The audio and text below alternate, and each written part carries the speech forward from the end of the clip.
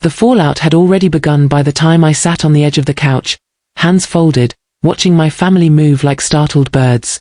Phones kept lighting up. Someone was crying in the kitchen. Someone else kept repeating my name like it might explain the noise. I felt strangely outside of it, as if the room had tilted and left me standing still while everything else slid. Accusations collided in midair. Voices rose, cracked, fell quiet, then rose again. My mother kept saying, "This can't be happening," like disbelief was a shield. My father stared at the floor, jaw tight, counting breaths. They all spoke at once, except Marcus. He stood near the dining table, arms crossed, wearing the same expression he always wore when things didn't go as planned. Confusion, then anger, then calculation. They never saw this coming. That much was obvious. The panic was unpracticed, messy. They thought the rules were fixed, the hierarchy permanent. Marcus had always believed control was something you claimed once and kept forever. He built his confidence on that belief. So did they. It started with a number. Not an argument. Not a scream. A number placed carefully on the table like a final card. $9,000. Rent, he said, casually, like it was weather. $9,000, delivered with a thin smile that told me it was deliberate, not a mistake, not a typo. A test. A reminder of who he thought held the power. What they couldn't see was how calm my chest felt in that moment. No racing heart. No shaking hands. Just a slow awareness settling in, the kind that comes when a plan finally meets its trigger. I watched faces, noted who avoided my eyes, who leaned closer to Marcus, who stayed silent. Silence, I'd learned, was data. That number echoed now in every raised voice, every frantic whisper. They were still arguing about fairness, about family, about misunderstandings. Marcus thought this collapse was about money. He thought I was shocked, cornered, unprepared. He didn't know how long I'd been watching, recording, calculating the quiet spaces between moments. Before I go on, tell me where you're watching from. City, state, anywhere. I read more than you think. This matters to me. Stay with me. Right now, everything hinges on that misunderstanding. Watch closely. They think this is about rent. It isn't. I grew up in a house where volume decided worth. Whoever spoke the loudest, won. Whoever interrupted best, led. And Marcus, he learned that before he could spell his own name. My brother didn't just talk. He filled the air until it bent toward him. Even as a kid, he walked into rooms like they already belonged to him, his voice brighter, sharper, sure of its echo. Our parents noticed that. Or maybe they needed someone like him to notice. My father liked confidence, he called it potential. My mother called it leadership. They didn't see arrogance, they saw promise. When Marcus demanded, they called it ambition. When I hesitated, they called it doubt. I learned quickly which child was worth investing in. I was the quiet one, the adaptable one. I didn't challenge, I adjusted. I learned to measure the air before speaking, to wait until everyone finished before adding a word, usually something small enough not to disturb the rhythm. If he wanted my toys, I gave them. If he wanted the front seat, I moved. I didn't see it as losing. I saw it as keeping peace. Peace was my only power. At dinner, when Marcus argued politics or bragged about grades, my father leaned forward, proud. I learned to lean back. When he slammed doors or broke things, my mother sighed, his passionate. When I cried quietly, she said, "You're too sensitive." Over time, I stopped crying where anyone could see. Our house was loud, but my memories are made of silence. Silence between questions I never asked. Silence during birthdays when his name was the loudest gift. Silence when relatives said, "You're lucky to have a brother like him," and I nodded, because disagreeing wasn't worth the weight it would bring. Being unseen became a habit, not a punishment. It gave me safety. When you're invisible, people forget to prepare for you. I learned to listen harder, to notice small details others missed. The pause before my father's approval, the faint tremor in my mother's smile when Marcus bragged about something that wasn't true. I collected those moments like evidence, though I didn't yet know what case I was building. I didn't resent him then. Resentment is loud, and loudness didn't belong to me. I only watched, memoized, adapted. The hierarchy was set long before I understood it. Marcus spoke, I absorbed. He decided, I complied. That's how families work when love comes in different volumes. By the time I was old enough to have a voice worth using, mine had already been trained to whisper. Marcus never needed to raise his voice to be obeyed. Control arrived quietly, dressed as certainty. As we grew older, his confidence didn't just increase, it settled. It became assumed, like gravity. He spoke as if decisions had already been made, and people adjusted around him without asking why. I watched it happen in real time, the way authority can exist without permission. At family gatherings, Marcus chose restaurants, schedules, even conversations. My parents followed without discussion. My father nodded along, proud of how decisive his son had become. My mother rearranged plans mid-sentence to match Marcus's preferences, smiling as if flexibility were love. No one asked how power had been earned.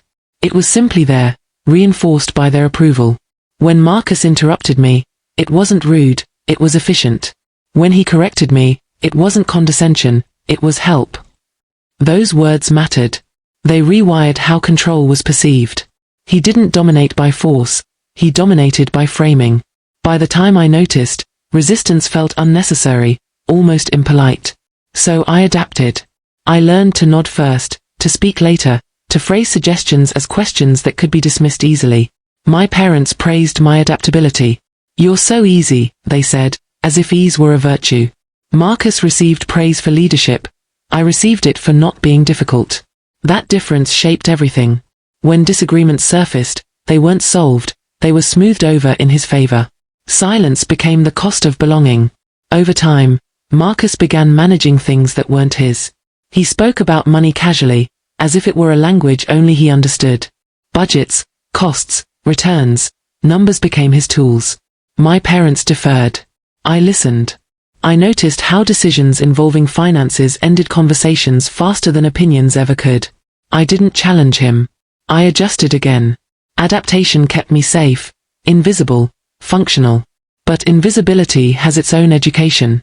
From the edges, I saw how confidence turns into entitlement when never questioned.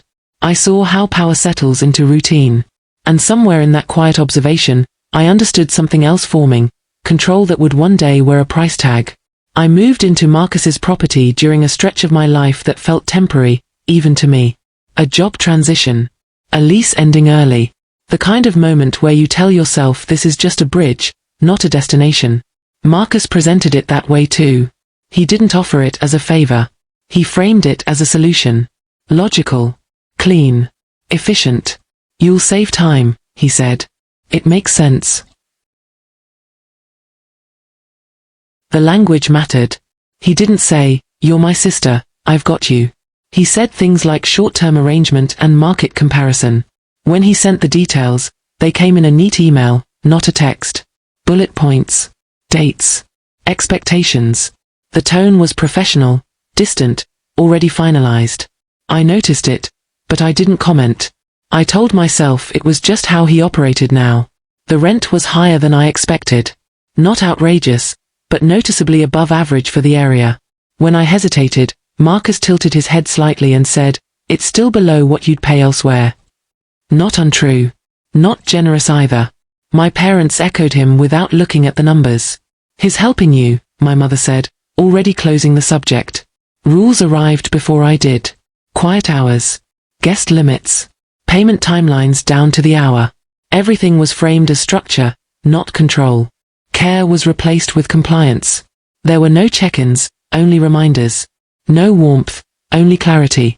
I adapted again, the way I always had. I signed. Living there felt different from day one. Conversations happened through messages, even when we were in the same house.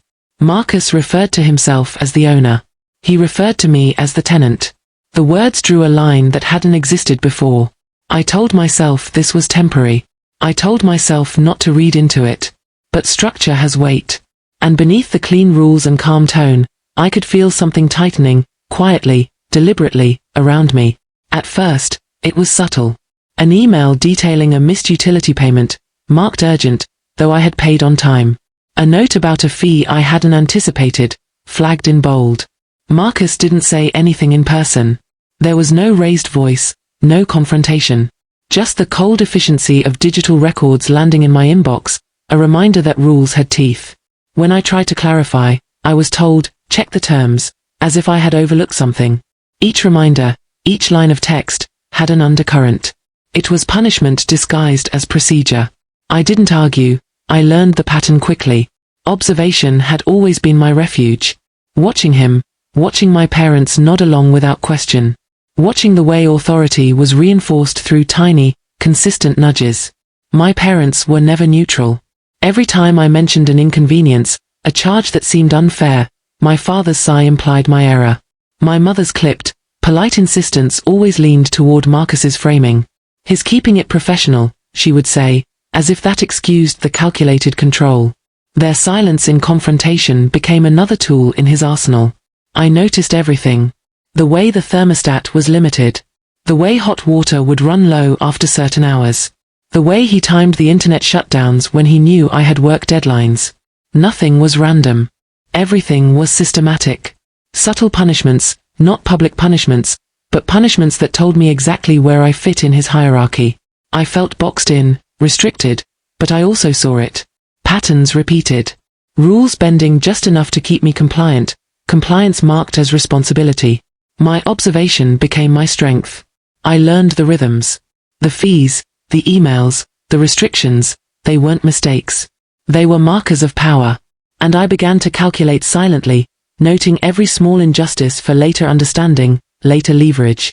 While Marcus was tightening rules around me, another version of my life was quietly expanding. My workdays stretched long, not because I was behind, but because I chose to stay. I learned how systems really worked by watching who signed what, who approved transfers, who benefited last. My job demanded precision, and I learned to deliver it without drawing attention, letting competence speak when I didn't. That's where I met Daniel. He wasn't loud or impressive at first glance. He noticed patterns the way I did. He spoke about ownership like it was architecture, not money. He showed me how leverage was built patiently, brick by brick, through documentation, timing, and restraint. He never asked about my family. He taught me how to separate emotion from structure. I started keeping things private. Extra certifications. Late-night courses. Small investments tracked on apps Marcus had never seen. Skills layered on top of skills. Income streams that didn't touch our shared space. I learned how to read contracts until the language felt familiar, comforting even. I understood how control was maintained and, more importantly, how it could be dissolved. At home, I stayed quiet. I let Marcus believe he was ahead. I paid on time. I complied. I didn't correct his assumptions. Silence had always been my shield, but now it was also camouflage. My parents saw only what he allowed them to see. Responsibility, stability, obedience. What Marcus never understood was that systems cut both ways.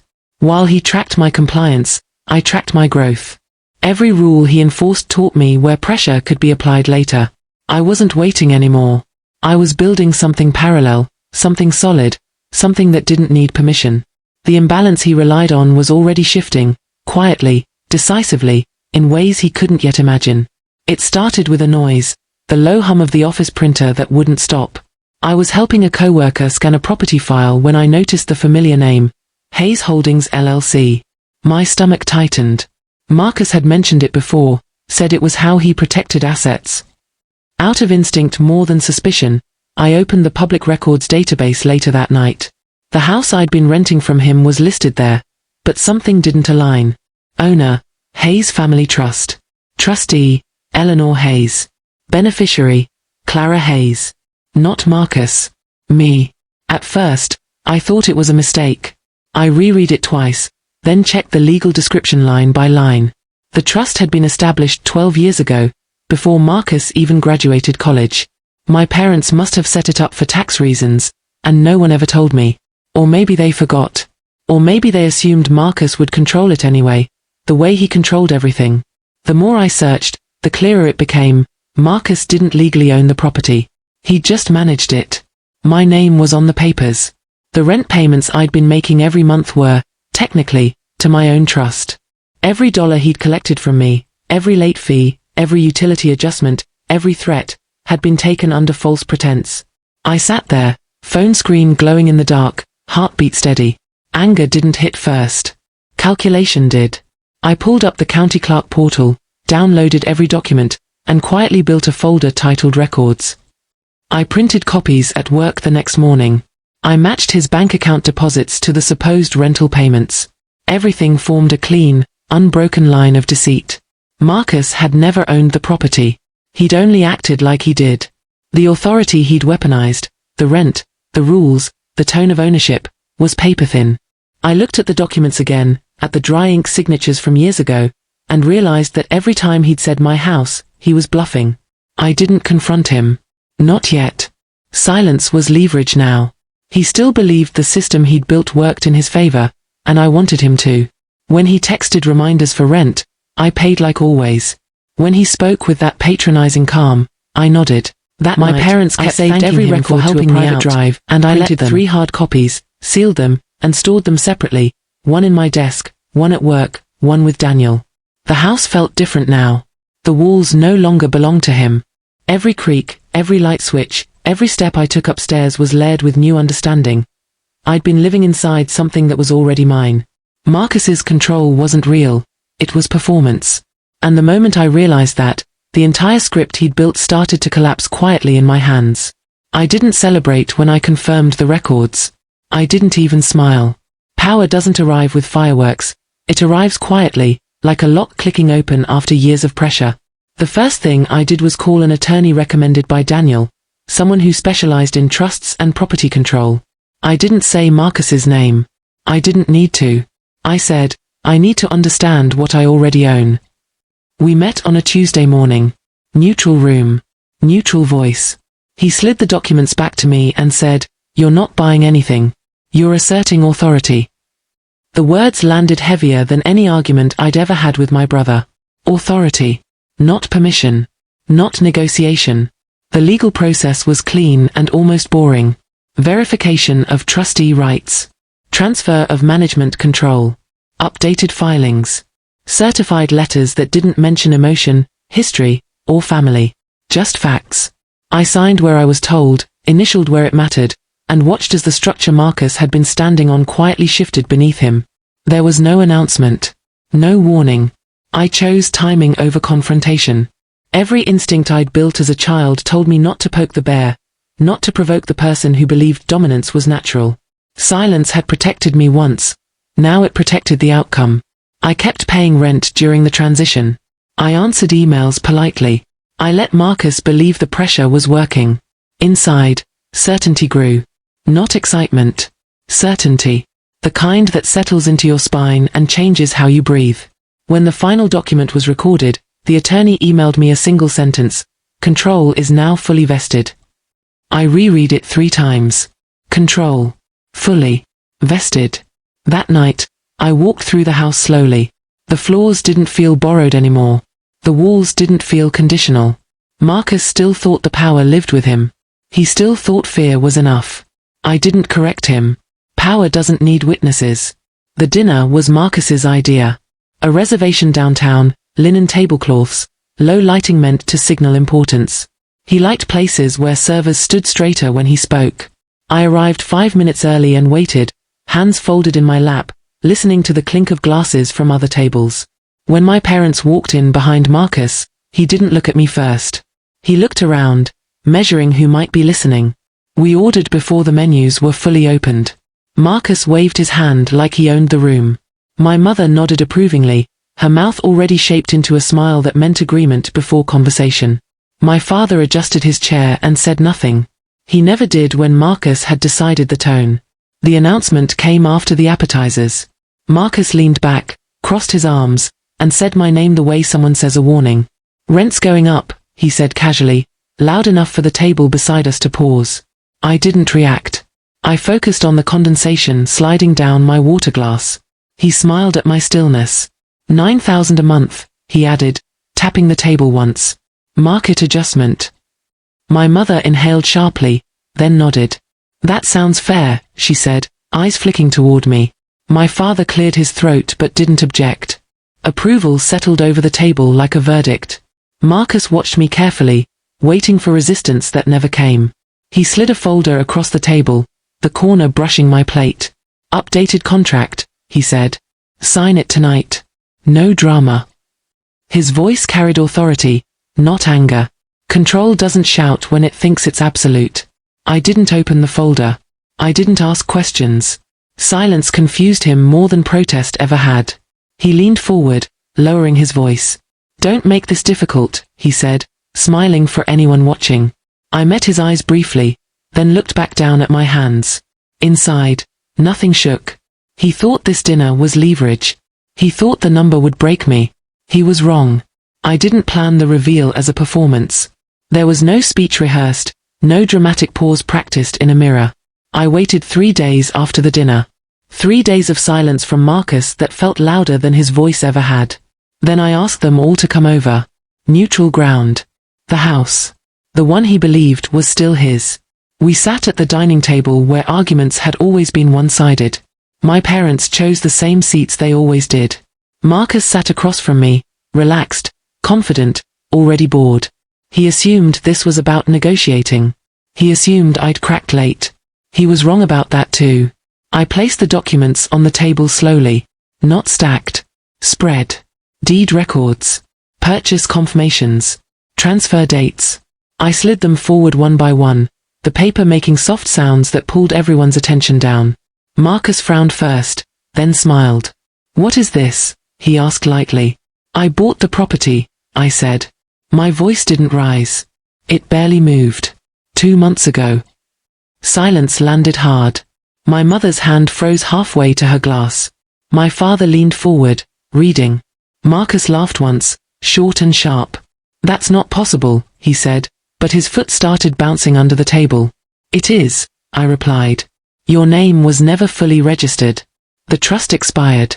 You missed the renewal." I didn't. His smile slipped. He flipped a page too fast, then another. No shouting. Just breathing that got uneven. "You can't do this," he said, quieter now. "You live there." "I own it," I corrected gently. My parents didn't speak. Their faces emptied. Authority drained from the room without a sound. Marcus stared at the papers like they might change if he waited long enough. Control doesn't vanish loudly. It collapses inward. For the first time, he had nothing to threaten me with. The days after the dinner didn't arrive with chaos. There was no dramatic fallout, no storm of calls, no apology wrapped in excuses. What came instead was something far more unsettling for them, and far more grounding for me. Silence. Distance. Space I hadn't been allowed to breathe in for years. I woke up the next morning in my apartment and noticed the first difference immediately. My phone wasn't buzzing. No emails marked urgent. No messages asking where I was, what I was doing, why I hadn't replied yet. I lay there longer than usual, staring at the ceiling, listening to the hum of traffic outside, realizing my body wasn't tense for once. I checked my bank app without bracing myself. I opened my calendar without dread. That constant pressure, like I was always about to be corrected, charged, or controlled, was gone. Marcus didn't call. Not that day. Not the next. My parents sent one short message in the family chat 2 days later. Something vague. "Careful. We need time to process everything." No questions. No acknowledgement of what they'd enabled. I read it once and put my phone face down. I didn't respond. I noticed how quickly urgency evaporated when leverage disappeared. How quiet people become when they can't command you anymore. The distance gave me clarity I'd never had while I was inside the system. I started to see how much of my energy had gone into managing their reactions, explaining myself, softening truths, anticipating demands before they were spoken. Without that noise, my days became simpler. I worked. I organized my finances. I signed documents calmly, without my heart racing. Stability didn't arrive as joy or triumph. It arrived as relief. And relief, I learned, is a foundation you can actually build on. Weeks passed. I noticed small changes first. I stopped rehearsing conversations in my head. I stopped checking my phone before bed with that familiar knot in my stomach. I stopped apologizing automatically. The power I reclaimed wasn't dramatic or visible. It didn't come with speeches or raised voices. It was structural, quiet, permanent. It was knowing the truth and not needing anyone else to validate it. Marcus had always believed power was something you announced at the table, something you enforced with numbers and tone and witnesses. I learned power is something you secure silently, long before anyone realizes the balance has shifted. Watching him lose control didn't bring me satisfaction the way people expect revenge to. What it brought was confirmation. I had never been weak. I had just been contained. I still think about my parents sometimes. About how easily they confused authority with righteousness. How they mistook silence for agreement. I don't feel anger anymore. Just clarity. They chose proximity to power over responsibility, and when power moved, so did their certainty. That realization hurt less than I expected. Maybe because it finally made sense. Walking away didn't fix everything overnight. It didn't erase years of being minimized. But it gave me honesty. And honesty is steadier than approval ever was. I didn't need to prove anything. I didn't need closure from people who benefited from my silence. I built a life that doesn't require permission now. One that doesn't shrink when someone raises their voice or their price. If you're watching this and wondering whether staying quiet means losing, hear this clearly. Sometimes the most devastating move isn't fighting back. It's leaving calmly, with your truth, your stability, and your power fully intact.